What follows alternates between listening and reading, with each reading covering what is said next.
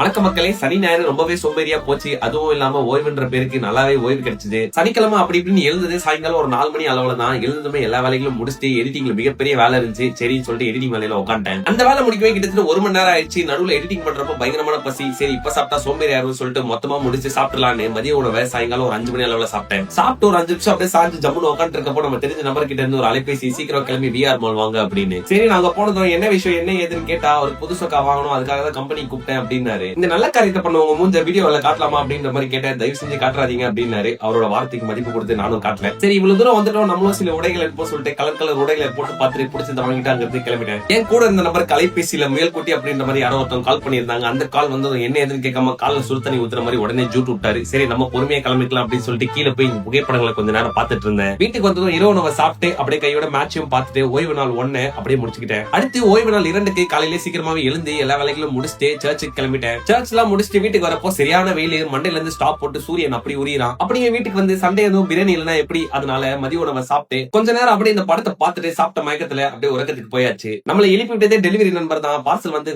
கீழே வந்து வாங்கிக்கோங்க அப்படின்ட்டாரு. அதை பார்த்தது பயங்கர குஷி ஆயிட்டேன். கடைசி வேலையில பயங்கரமா இந்த மேட்சை பார்த்துக்கிட்டு 2 ஓய்வுனால நல்லா முடிச்சுக்கிட்ட மக்களை அடுத்த வீடியோல சந்திப்போம். கதையில கரெக்டா இருப்போம். பாய் பாய்.